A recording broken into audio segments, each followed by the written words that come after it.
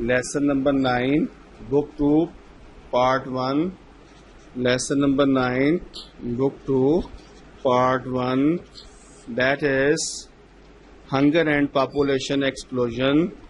Hunger and population explosion. بھوک اور آبادی میں دھماکے دار اضافہ. ڈیئر اسٹوڈینٹس، اس لیسن میں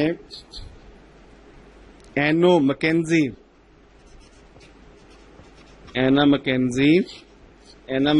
نے ہنگر کو ڈیفائن کیا ہے، یعنی بھوک کیا ہوتی ہے اور اصل بھوک کیا ہے.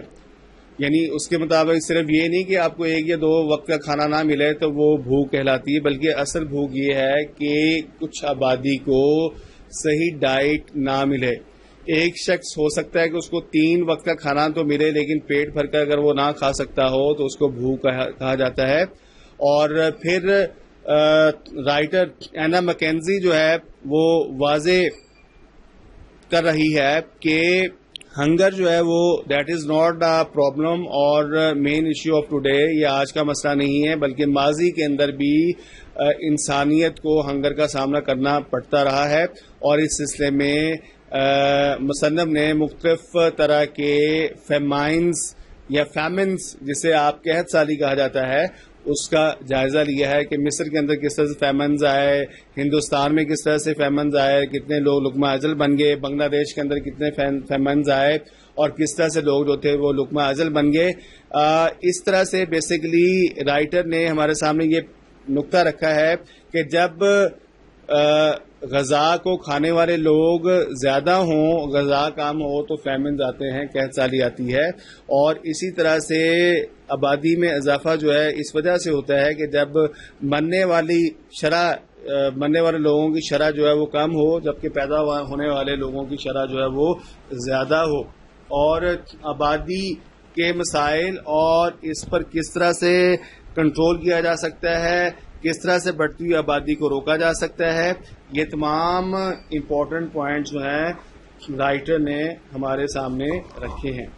اور اس کے جو امپورٹنٹ کویسچنز ہیں جو ایگزامینیشن میں ہمارے سامنے آ سکتے ہیں، these are question number 1، what do you mean who is the writer, who is the writer, and what is the theme of hunger and population explosion.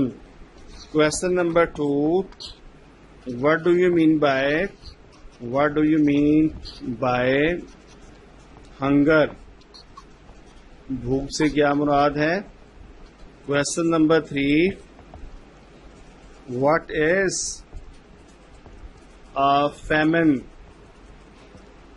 ایک قحط سالی کیا ہے؟ Question number 4, give some examples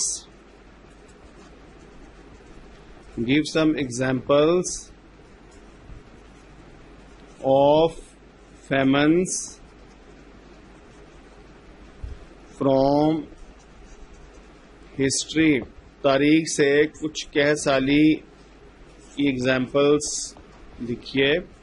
How did Joseph have a good administration? حضرت یوسف علیہ السلام نے کس طرح سے اچھا انتظام کیا.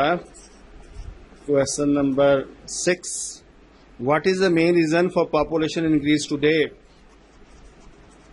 What is the main reason of population increase today? Question number 7, what is birth rate? Why is birth rate not so high in the advanced countries? Why is birth rate not so high in the advanced countries? دنیا کے ترقی یافتہ ممالک میں birth rate اتنا زیادہ کیوں نہیں ہے؟